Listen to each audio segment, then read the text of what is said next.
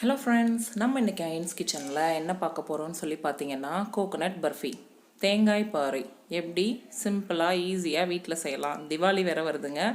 வீட்ல எல்லாரும் இப்ப diwaliக்காக ஸ்பெஷலா ஒவ்வொரு ரெசிபியும் செய்வோம். அதனால எங்க சேனல்ல நாங்க எப்படி இத சிம்பிளா செய்யலாம்னு சொல்லி காட்ட போறோம்.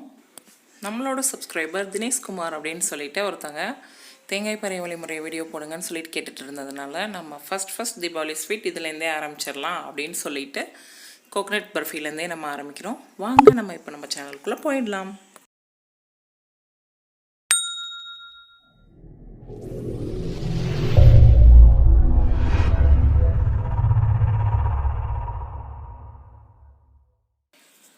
இப்போ பாத்தீங்கன்னா நம்மளோட கோகனட் பர்ஃபிக்காக நான் 3 தேங்காய் உடைச்சு துருவி எடுத்து வச்சிருக்கேன்.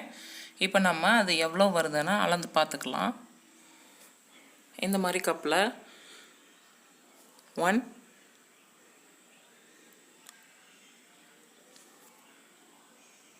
அப்புறம் 2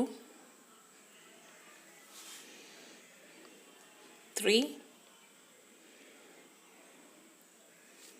and 4 நமக்கு துருவன தேங்காய் 4 கப் கிடைச்சிருக்கு. 3 தேங்காய்க்கு 4 கப் அளவுக்கு கிடைச்சிருக்குங்க. அடுத்து நம்ம சுகர் அளந்துக்கலாம். அதே கப்ல 2.5 கப் அளவுக்கு 4 கப் தேங்காய் துருவல் எடுத்தோம்னா 2.5 கப் அளவுக்கு சுகர் எடுத்துக்கணும். இப்போ நீங்க கொஞ்சமா 1 கப் அளவுக்கு எடுத்து செய்றோம் அப்படினு சொன்னீங்கன்னா 1 கப் அளவுக்கு தேங்காய் துருவல் எடுத்தீங்கன்னா 1/2 கப் அளவுக்கு சுகர் இருந்தா போதும். அதுவே கரெக்ட்டான அளவா இருக்கும்.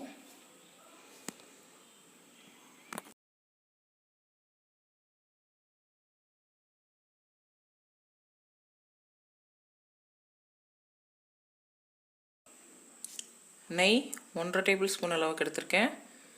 cashew nuts பார்த்துக்கிட்டிங்கன்னா 25 கிராம் அளவுக்கு பொடிசா நறுக்கி எடுத்து வச்சுக்கிட்டாச்சு. ஏலக்காய் வந்து 13 ஏலக்காங்க. தோலை நீக்கிட்டு விதையை மட்டும் நல்லா நுணுக்கி எடுத்து வச்சுக்கிட்டோம். வாங்க நம்ம இப்போ கோகனட் பர்ஃபி செய்யறதுக்கு போயிடலாம். கடாய் நல்லா காஞ்சதுக்கு அப்புறமா நம்ம எடுத்து வச்சிருக்க நெய்யை அதில் சேர்த்துட்டு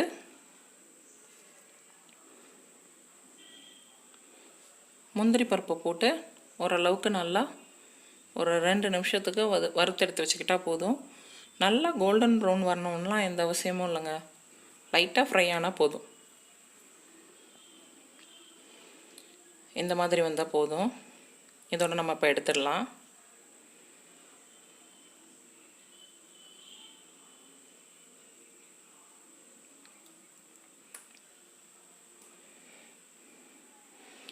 அதே நெய்யிலேயே நம்ம இப்போ துருவி வச்சுருக்க தேங்காயை சேர்த்து நல்லா வதக்க ஆரம்பிச்சிடலாங்க.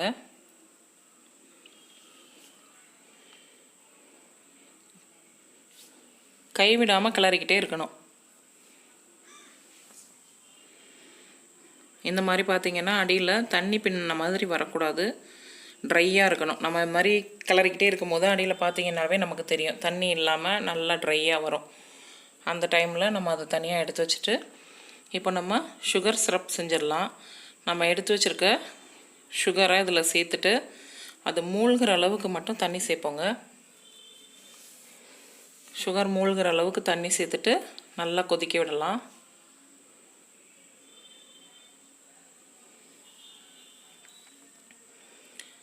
நல்லா அது மாதிரி கொதிச்சிட்ருக்கு பாருங்கள்.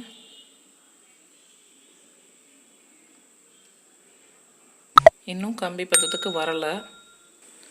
கம்பி பதம் வர்ற வரைக்கும் நம்ம அது மாதிரி கிண்டிக்கிட்டே இருப்போம். இப்போ செக் பண்ணி பார்க்கலாம். நீங்கள் நல்லா ஒரு ஸ்பூனில் எடுத்துகிட்டு நிறையா கையில் எடுத்து இது மாதிரி பார்த்தீங்கன்னா நமக்கு நல்லா தெரியும் கம்பி பதம் வர்றது. நல்லா தெரியுது பாருங்கள். இப்போ நம்மளுக்கு ரெடி ஆகிடுச்சு. இப்போ நம்ம ரெடி பண்ணி வச்சுருக்க சர்க்கரை பாகில் நம்ம நெய்யில் ஏற்கனவே வறுத்து வச்சுருக்க தேங்காய் துருவலை கொஞ்சம் கொஞ்சமாக அதில் சேர்த்துக்கலாங்க.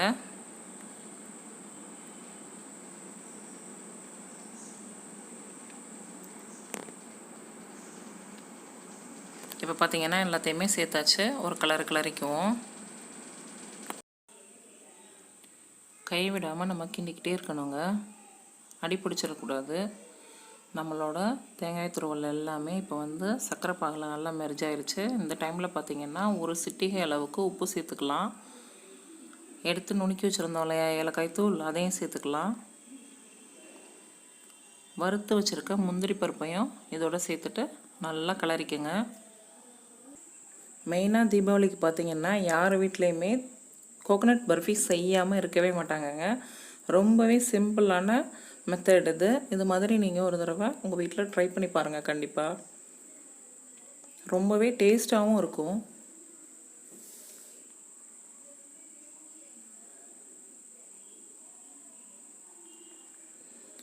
நல்லா அந்த சக்கரை பாகு நல்லா கரையிற வரைக்கும் நல்லா அந்த தேங்காய் பூவோடு சேர்ந்து அந்த சக்கரை பாகு இல்லாத அளவுக்கு நல்லா நம்ம வந்து கிளறிக்கிட்டே இருக்கணும்.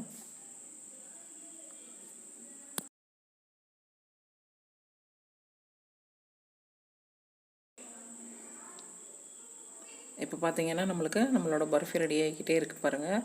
தண்ணியெல்லாம் நல்லா ட்ரைன் ஆகிக்கிட்டே இருக்குது. இந்த மாதிரி நல்லா அடி பிடிக்காமல் கிளறி விட்டுக்கிட்டே இருக்கணும்.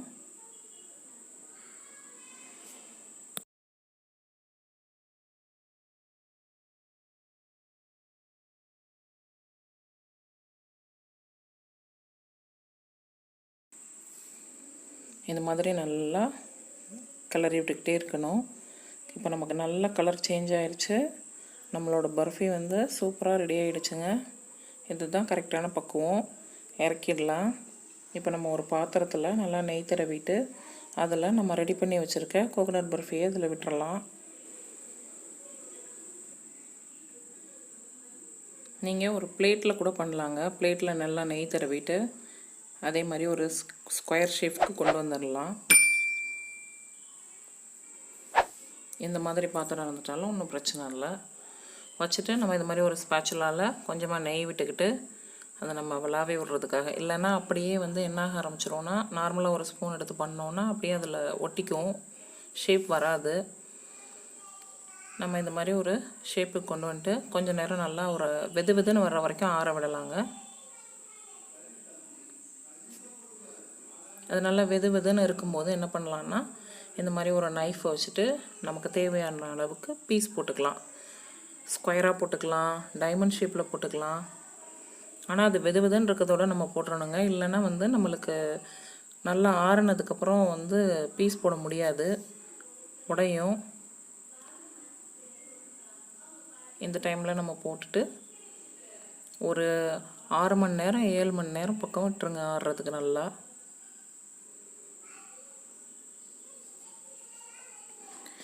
இப்போ நம்மளோட பர்ஃபி சூப்பராக ரெடி ஆகிடுச்சு. இதை நல்லா ஆற விட்டுருங்க. சூப்பராக இருக்குது பார்த்தீங்களா? நீங்களும் ஒரு தடவை இந்த மாதிரி ட்ரை பண்ணி பாருங்கள். நம்ம சேனலை மறக்காமல் சப்ஸ்கிரைப் பண்ணுங்கள், கமெண்ட் பண்ணுங்கள், ஷேர் பண்ணுங்கள்.